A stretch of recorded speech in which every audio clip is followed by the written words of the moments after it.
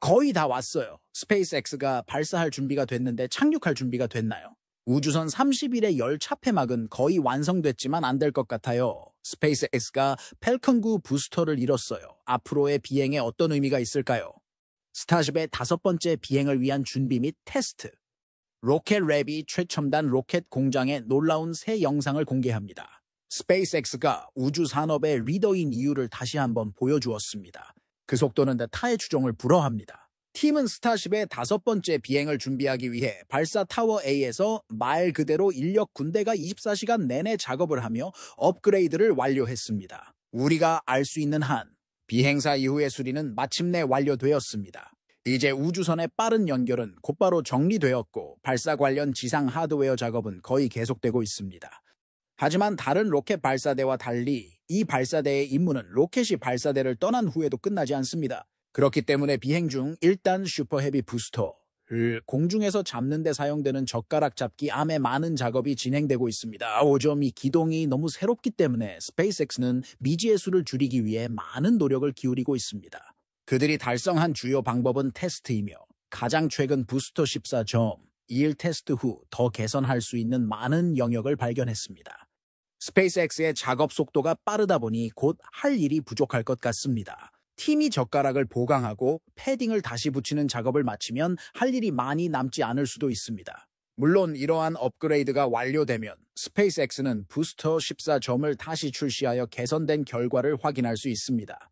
부스터 14.1의 낙하 테스트 가능성에 대한 추측도 있었습니다. 왜 그런 말을 하냐면 부스터 14.1의 캐치핀에 새로운 부착 지점이 설치되었기 때문입니다. 하지만 모든 개선과 테스트가 완료되면 남은 것은 5번째 스타쉽을 우주로 발사하여 얼마나 멀리 가는지 확인하는 것입니다. 제 정보원에 따르면 앞으로 2-3주 안에 발사될 것으로 예상하고 있습니다. 최소한 부스터 14.1의 테스트를 통해 얻은 데이터와 개선 사항을 가지고 FAI의 준비가 되었다는 것을 보여줄 수 있어야 합니다. 스페이스X는 규제 당국이 따라잡을 수 없을 정도로 빠르게 움직이는 유일한 로켓 회사 중 하나입니다. 따라서 모든 사람이 FAA를 비난하기 전에 스페이스X의 속도가 우주 비행의 새로운 현상이라는 점에 유의하는 것이 중요합니다. 우주 비행에 관한 모든 규정과 규칙은 빠른 혁신이 몇 년이 아닌 몇 달 만에 설계 변경을 의미하던 시대를 위해 설계되었습니다. 이제 스페이스X는 몇 시간 만에 이를 수행하고 있습니다.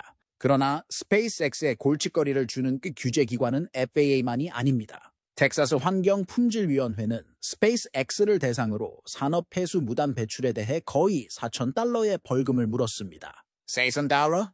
이에 대해 머스크는 트윗에서 문제의 폐수는 깨끗한 식수라고 답했습니다. 이는 아마도 벌금 부과가 지금까지 스페이스X와 규제 당국과 여러 차례 충돌을 일으킨 수류 시스템에 대한 거실 가능성이 큽니다. 물론 $4,000는 스페이스X의 스타쉽 프로그램에 대한 산업 폐수 수거 비용에 불과하지만 이 벌금은 다른 곳에도 영향을 미칠 수 있습니다. 이는 스페이스X가 미국 연방항공청으로부터 발사 주기를 늘리려고 하는 시점에 나온 판결입니다. 이와 같은 판결은 스페이스X의 환경 영향이 허용된 것보다 클 수 있다는 결론으로 이어질 수 있습니다. 바라건대 FAA가 시간을 들여 더 높은 품질을 보장하고 여기에 해가 없다는 것을 알 수 있기를 바랍니다. 문제는 산업 폐수라는 용어의 정의에 있습니다. 물이 산업 공정에 관여하면 오염 여부에 관계없이 물이 나오면 산업 폐수입니다. 스타베이스의 인프라 및 건설 진행 상황. 타워 B는 2번째로 운영되는 발사 타워가 될 것이며 날이 갈수록 운영 시작에 가까워지고 있습니다. 이 타워는 갑자기 튀어나온 것이기 때문에 기대할 것이 많습니다. 팀들은 모듈을 쌓을 때 틈을 남겨야 했는데 지금 그 틈을 메고 있는 중입니다. 젓가락 레일 설치를 마무리하고 있으며 이 영상을 보실 때쯤이면 마지막 레일이 설치될 것입니다. 스페이스X가 얼마나 빨리 이 레일을 설치했는지 보면 젓가락 설치를 빠르게 진행하려고 하는 것 같습니다. 조만간 스페이스X가 제작 현장에서 젓가락 운반차를 굴리는 모습을 볼 수도 있습니다. 이 속도라면 플라이트 5가 발사될 때쯤이면 타워 B가 부스터를 잡을 준비가 될지도 모릅니다. 타워만 잡을 사람? 진지하게 말하자면 스페이스X가 여전히 잘 작동하는 오래된 타워를 가지고 있는데 새 타워를 위험하게 만들지는 않을 것 같습니다. 말할 것도 없이 이곳에 착륙에 실패하면 A패드에 착륙하는 것보다 훨씬 더 큰 피해를 입을 수 있습니다. A패드는 우주선을 발사하고 잡는 데 사용되며 B패드에서 발사하려면 많은 지상 장비가 필요합니다. 그래서 지상에서 궤도 탱크 팜과 새 발사대를 연결하는 작업팀이 열심히 일하고 있는 것을 볼 수 있었습니다. 레드라인 헬기로 하늘에서 본 덕분에 작업자들이 발사대와 연료팜 사이에 참호를 파는 데 집중하고 있는 것을 볼 수 있었습니다. 곧 탱크팜과 새로운 발사대와 타워를 연결하기 위해 파이프가 굴러 들어오고 설치되는 모습을 볼 수 있을 것입니다. 물론 발사장만 인프라가 광범위하게 개선된 것은 아닙니다. 지난 몇 년 동안 건설 현장은 수정자 상부에서 세계 최대의 로켓 건설 현장으로 점차 변화하고 있습니다. 새로운 스타 팩토리가 들어서면서 텐트 시티의 시대는 지났습니다. 스페이스X는 스타 팩토리 본관 내부의 모든 주요 하드웨어 설치를 마쳤거나 곧 완료할 예정입니다. 제가 이렇게 말하는 이유는 스페이스X가 이제 외부의 다른 것에 초점을 맞추고 있기 때문입니다. 미학은 항상 스페이스X의 핵심이었습니다. 드래곤 캡슐 우주복과 보잉의 우주복을 비교해보면 알 수 있죠. 사진에서 보시다시피 스페이스X 직원들이 사무실 건물 외부에 스페이스X 로고를 부착하기 위해 브래킷을 설치하고 있으며 출입구 중 하나를 좀 더 멋지게 개조하고 있습니다. 사실 이 모든 외형적인 작업은 스페이스X의 부수적인 프로젝트에 불과합니다. 대부분의 작업은 여전히 커넥터의 사무실 건물 주변에서 진행되고 있으며 날이 갈수록 그 규모가 커지고 있습니다. 스페이스X는 인프라와 비행 하드웨어 모두에서 빠르게 작업하고 있습니다. 예를 들어 우주선 30일은 비행 전에 엄청난 양의 준비 작업을 하고 있습니다. 그래서 어떤 작업을 했나요? 열타일 승무원이 열심히 일하고 있습니다. 마지막으로 타일에 대해 이야기한 이후 상당한 양의 타일을 확보했습니다. 스페이스X가 왜 타일을 먼저 설치하기로 결정했는지는 여전히 미스터리이지만 팀원들이 빠르게 작업을 완료하고 있는 것은 분명합니다. 현재로서는 플랩 경첩을 제외하고는 타일이 손실되었던 대부분의 초기 섹션이 다시 타일을 확보한 것으로 확인되었습니다. 개선이 이루어지고 있나요? 스페이스X가 타일을 이전보다 거꾸로 설치한 것 같습니다. 이 속도라면 우주왕복선 33호가 빠르게 따라잡고 있으니 나머지 열차폐막 작업도 곧 시작되길 바랍니다. 우주왕복선 33호에 대해 말하자면 이 차세대 프로토타입이 얼마나 빠르게 진행되고 있는지 살펴볼까요? 숨막힐 정도로 빠르게 진행되고 있으니까요. 우리는 모두 스페이스X가 다른 사람들보다 더 똑똑하고 요구사항에 의문을 제기함으로써 업계를 선도하고 있다는 데 동의할 수 있습니다. 링 섹션을 용접하는 용접 스탠드에서 한 달이 조금 넘은 후 팀은 이미 우주선의 초기 건설을 완료했습니다. 테스트 전에 필요한 마지막 조각을 굴리는 것을 보았습니다. 궤도, 전기 및 정보를 우주선 길이로 운반합니다. 특히 31.5에서 인근 배관이 파손되어 작은 전기 화재가 발생한 사고 이후 설계가 변경된 것으로 보입니다. 이를 설치한 후 마침내 공사를 마무리하기 위해 용접 스탠드에서 33호선을 들어 올렸습니다. 처음에는 33호선을 중앙 작업대 위로 들어 올렸지만 몇 시간 후 다시 한번 들어 올렸습니다. 이번에는 메가베이 왼쪽 작업대 중 하나에 놓여 있었습니다. 이 점 인양하는 동안 배에서 아직 작업이 필요한 부분도 확인할 수 있었습니다. 가장 눈에 띄는 것은 엔진 부분 주변의 열차폐 타일이 사라진 것입니다. 이전 에피소드에서 이에 대해 조금 이야기했지만 본질적으로 타일 부족 때문인 것으로 보입니다. 이 부분은 나중에 메워질 예정입니다. 후미 플랩 경첩의 공기역학 커버에도 틈이 있습니다.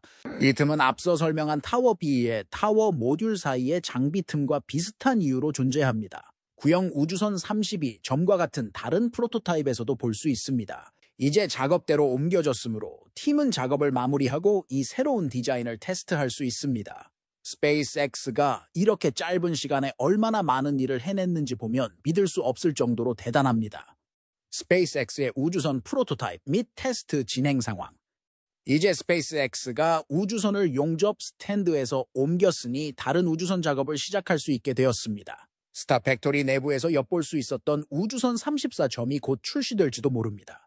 물론 이 새로운 시제품을 테스트하기에 스페이스X의 자체 최첨단 로켓 테스트 시설보다 더 좋은 곳이 어디 있을까요? 엔지니어들이 실제 우주선과 슈퍼 헤비 부스터를 제작하고 시제품을 위험에 빠뜨리기 전에 하드웨어와 설계 변경 사항을 검증할 수 있도록 실제 데이터를 제공하는 이 테스트 사이트는 모든 사람이 좋아하는 메이시스를 방문해보세요. 노즈콘을 당겨 재진입하는 힘을 시뮬레이션 하도록 설계된 노즈콘 케이지부터 모든 종류의 시제품을 부수고 구부려서 힘을 검증하는 새로운 캔크러셔 2.0에 이르기까지 다양한 시제품이 있습니다. 이 새로운 크러셔는 몇 주 전에 실시한 소규모 저온 테스트를 제외하고는 아직 그 잠재력을 완전히 발휘하지 못했습니다. 하지만 이제 곧 바뀔 것입니다. 블록이 패스파인더로 의심되는 테스트 탱크 16점은 새로운 크러셔에서 테스트 차례를 참을성 있게 기다리고 있습니다. 2세대, 어쩌면 3세대 우주선의 디자인 아이디어를 검증할 것입니다. 지난 에피소드에서는 크러셔 바닥에 뚜껑과 피스톤을 연결하는 막대를 설치하기 시작한 팀에 대해 이야기했습니다. 이제 팀들이 막대를 완성하고 완전히 설치했습니다. 그러나 기록 시점에서 팀은 테스트 탱크를 구부리도록 설계된 수평 피스톤을 아직 부착하지 않았다면 언젠가는 그렇게 될 것입니다. 그리고 그것들이 연결되면 더 많은 캔 크러싱을 볼 수 있습니다. 스페이스X가 아이 피스톤을 부착하는데 그렇게 오래 걸리는 것을 보는 것이 궁금합니다. 첫 번째 설정에만 해당되기를 바랍니다. 유일한 질문은 테스트 탱크 16이 새로운 캔 크러셔를 살아남을 수 있을까요? 아래에 여러분의 생각을 알려주세요. 팔콘 9 부스터의 도전 과제 및 최근 사고. 스타쉽 작업이 순조롭게 진행되고 있는 가운데 최근 스페이스X의 다른 로켓에도 몇 가지 문제가 발생했습니다. 지난달에는 스페이스X가 거의 8년 만에 그리고 300번 넘게 발사한 펠컨 9 임무에서 실패한 사례를 다뤘습니다. 이 실패는 2단에서 작은 누출이 발생해 결국 엔진이 예정에 없이 빠르게 분해된 것입니다. 그 비행 중에 2단 부스터 1063은 실패했지만 1단 부스터 1063은 무사히 드론 우주선에 안착하여 재사용할 수 있었습니다. 그러나 이 부스터의 형제 자매인 B-1060은 가장 최근 발사 후 훨씬 다른 운명을 맞이하게 됐습니다. 일반적인 펠컨 9 발사 이후 모든 것이 정상적으로 진행되었습니다. 부스터는 목표물에 진입하여 드론 우주선으로 향하기 전에 두 번째 단계를 성공적으로 전개했습니다. 엔진을 켠 후 부스터는 드론 우주선 중앙에 또 한 번 완벽하게 착륙한 것처럼 보였습니다. 그러나 불과 1초 후 무언가 큰 문제가 발생했음이 분명해졌습니다. 불길이 부스터의 후미 끝을 뒤덮기 시작했고 결국 부스터는 전복되어 더 이상 온전한 상태가 아니라고 판단했습니다. 스페이스X 부스터의 수명이었던 이 부스터에게는 매우 불행한 일이 벌어진 셈입니다. 이번 발사 전까지 22번 비행과 착륙에 성공해 23번 비행에 성공한 최초의 부스터가 된 것. 스페이스X가 올해 들어 부스터를 잃은 것은 이번이 처음이며 마지막은 당시에도 생명줄이었던 부스터 1058 처음. 하지만 착륙에 성공한 뒤 뒤집힌 그 부스터와 달리 이번 부스터는 분명히 착륙에 실패한 것이었습니다. 이 불행한 사건으로 인해 미국 연방항공국은 사고를 선언하고 스페이스X의 조사를 요청했습니다. 이로 인해 펠컨 9의 발사가 약간 중단되었고 폴라리스 던을 포함한 몇 가지 임무가 미뤄졌습니다. 하지만 앞서 언급한 발사 실패 이후 완전한 발사 실패에서 비행 재개까지 불과 열흘밖에 걸리지 않았다는 점을 고려하면 스페이스X가 이미 다시 발사하고 있다는 사실은 놀라운 일이 아닙니다. 실패 후 3일 만에 스페이스X는 공공안전에 위험이 없다는 이유로 조사 진행 중에도 비행을 계속할 수 있도록 FAA로부터 승인을 받았습니다. 그렇다면 어떻게 이런 일이 일어났을까요? 안타깝게도 스페이스X가 조사를 발표하거나 입장을 밝힐 때까지는 라이브 스트리밍만 계속 지켜볼 수밖에 없는 상황입니다. 다행히도 우리가 볼 수 있는 것으로 보아 몇 가지 시나리오가 있습니다. 첫 번째는 경착륙입니다. 부스터가 너무 빨리 들어와 의도보다 빠른 속도로 착륙장에 충격을 가할 때 발생할 수 있습니다. 빠른 차선에서의 38콘9는 너무 가볍고 연료를 많이 태우고 엔진이 너무 강력하기 때문에 호버링이 불가능합니다. 따라서 착륙하는 유일한 방법은 자살 연소라고 하는 것을 수행하는 것뿐입니다. 즉, 부스터는 착륙 지점에서 정확히 모든 속도를 상쇄해야 합니다. 엔진을 너무 일찍 점화하면 착륙 갑판 위에서 멈추고 다시 날아오르기 시작합니다. 엔진을 너무 늦게 점화하면 착륙 갑판에 부딪혀 불덩이가 발생하고 뒤집힐 수 있습니다. 어떤 이유로 이 부스터가 필요 이상으로 엔진을 조금 늦게 점화하여 갑판에 너무 세게 부딪혔을 수 있습니다. 다른 가능성은 착륙 탈의 중 하나가 고장났을 수 있습니다. BDO는 일반적으로 착륙 다리를 펴서 고정하는 유압 피스톤이 제자리에 고정된 상태에서 꺾여 떨어지는 것을 보여줍니다. 스페이스X는 과거에도 이런 문제가 있었고 표면적으로 보면 공통점이 꽤 많은 것 같습니다. 두 가지가 섞여 있을 수도 있고 완전히 다른 이유일 수도 있습니다. 어떻게 생각하세요? 1060이 서명하게 된 원인은 무엇일까요? 아래 댓글에 생각을 남겨주세요. 결국 이 부스터가 뒤집힌 원인이 무엇이든 이 삶을 이끄는 부스터를 잃는 것은 여전히 꽤 슬픈 일입니다. 이 부스터에는 꽤 많은 역사가 담겨 있습니다. 최초의 민간 우주 탐사선인 제러드 아이작먼의 인스피레이션사를 세 번째 발사한 것을 포함해서요. 따라서 아이작먼의 두 번째 비행 직전에 이 부스터가 사라진 것은 충격적인 일입니다. 스페이스X는 재사용이 가능한 부스터로 이 일을 해냈습니다. 매번 버려지던 이 부스터가 사라지는 것을 보는 것은 슬픈 일입니다. 이 부스터의 손실과 FAA의 짧은 착륙이 적어도 최근 폴라리스 던 미션의 지연 이유 중 일부가 된 것으로 보입니다. 불행히도 이후 스페이스X는 착륙 예정지에 기상 예보가 명확해질 때까지 기다리는 동안 폴라리스 던은 약간 보류된 상태로 유지되고 있습니다. 폴라리스 던은 일단 발사되면 4일 동안 우주에 머물다가 착륙해야 합니다. 따라서 플로리다에서 발사하는 날과 대서양야선에서 회수하는 날, 날씨가 좋아야 합니다. 날씨와 기타 상황이 빨리 해결되어 이 획기적인 임무가 마침내 발사되는 것을 볼 수 있기를 바랍니다. 펠컨군은 최근 문제가 있었지만 여전히 발사 시장을 절대적으로 지배하고 있습니다. 우주 산업에서 로켓랩의 발전과 새로운 경쟁자, 팔콘가의 성공을 본 다른 많은 회사들이 비슷한 제품을 개발하기 위해 경쟁하고 있습니다. 그 회사 중 하나는 지난 몇 년 동안 뉴트론 로켓을 개발해온 로켓랩입니다. 그들은 소형 위성 발사 전용 시장을 장악하면서 이름을 알렸고 2021 점 이후 중급 재사용 발사체 뉴트론을 개발하고 있습니다. 뉴트론의 원래 발사 예정일은 2024 점. 그러나 인생에서 확실한 세 가지는 죽음, 세금, RIS의 지연입니다. 불행히도 뉴트론은 2024 점에 발사되지 않습니다. 하지만 올해 우리는 꽤 많은 일을 해왔습니다. 지난 몇 달 동안 로켓랩은 뉴트론의 진행 상황에 대한 모든 종류의 업데이트를 공유해왔습니다. 여기에는 로켓랩이 선보인 새로운 아르키메데스 엔진이 포함되었는데 이 엔진은 펠컨의 동력을 공급하는 스페이스X의 멀린 엔진과 달리 단계적 연소 사이클을 사용하는 메탄 동력 엔진으로 출력은 적지만 멀린에서 사용하지 않은 에너지를 배출하는 웨이스트 게이트가 없어 효율이 더 높습니다. 로켓랩은 이제 이 엔진을 테스트 스탠드에서 처음으로 테스트하고 즉시 102% 추진력으로 밀어붙일 수 있었습니다. 이는 로켓랩과 그들이 진행 중인 중성자 개발 프로그램의 큰 돌파구가 될 것입니다. 그들은 또한 1단에 부착되어 함께 재사용될 새로운 페어링을 선보였습니다. 피터와 그의 팀은 요즘 매우 바쁩니다. 그들은 또한 거대한 새 탄소 섬유 배치 기계를 선보였습니다. 이 기계는 세계에서 가장 큰 장비로 발사 중에 2단을 보호할 1단과 중간단의 돔 부분을 생산하기 위해 탄소 섬유를 신속하게 배치하는 데 사용됩니다. 이 장비는 방대하며 로켓랩이 뉴트론을 위해 얼마나 많은 작업을 수행했는지 생각하면 분명히 개발이 훨씬 더 진행되었음을 알 수 있습니다. LU 글렌의 첫 발사가 임박한 상황에서 뉴트론이 성공적으로 착륙한 두 번째 궤도 로켓이 되지는 않겠지만 이 속도라면 세 번째가 될 가능성이 높습니다. 하지만 로켓랩이 신생 기업만 있는 것은 아닙니다. 스페이스X와 경쟁하려는 것처럼 소형 위성 시장에서 로켓랩과 경쟁하려는 다른 회사들도 있습니다.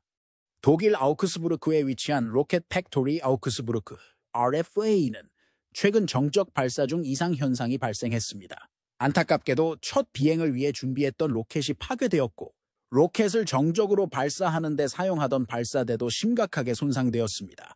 이것은 기본적으로 최악의 시나리오입니다. 첫 번째 발사에서는 이상이 발생하기 전에 로켓이 안전한 거리에 도달하기를 원합니다. 첫 번째 발사에서는 항상 일어나는 일입니다. 이전 에피소드에서 이에 대해 조금 논의했지만 이제 마침내 원인을 알게 되었습니다. RFA의 최고 운영 책임자의 링킨 게시물 덕분에 근본 원인은 엔진의 터보 펌프 중 하나에서 산소 화재가 발생한 것 같다는 사실을 알게 되었습니다. 산소불은 연료불보다 더 나을 것 같지만 사실 더 나쁠 수도 있습니다. 여기서 말하는 것은 순수한 산소이며 산소가 누출되는 방법을 찾으면 거의 모든 것에 불을 붙이는데 많은 시간이 걸리지 않습니다. 조건만 맞으면 강철도 연료로 사용할 수 있습니다. 이 뜨거운 산소가 연소할 무언가를 찾았고 주변의 모든 것을 빠르게 가열하고 부식시켜 더 많은 고장을 일으켰을 가능성이 있습니다. RFA가 이번 사고에서 빨리 회복되기를 바랍니다. 이 회사는 자동차를 빠르게 생산하는 것과 비슷한 효율성과 규모로 로켓을 생산하는 것을 목표로 합니다. 따라서 또 다른 로켓을 생산하는 것이 회사의 정신의 일부여야 합니다. 알았어. RFA 영상을 시청해주셔서 감사합니다. 여러분도 저처럼 이 영상이 흥미롭고 생각을 자극하는 영상이었기를 바랍니다. 좋아요를 눌러주시고 친구들과 공유해주시고 유익하고 재미있었다면 더 많은 업데이트를 구독하는 것을 잊지 마세요. 여러분의 성원은 채널을 확장하는 데 큰 도움이 되며 다음에 업로드할 영상에서 여러분과 더 많은 이야기를 나누고 싶습니다. 또한 댓글 섹션에서 여러분의 생각을 공유해 주시면 감사하겠습니다.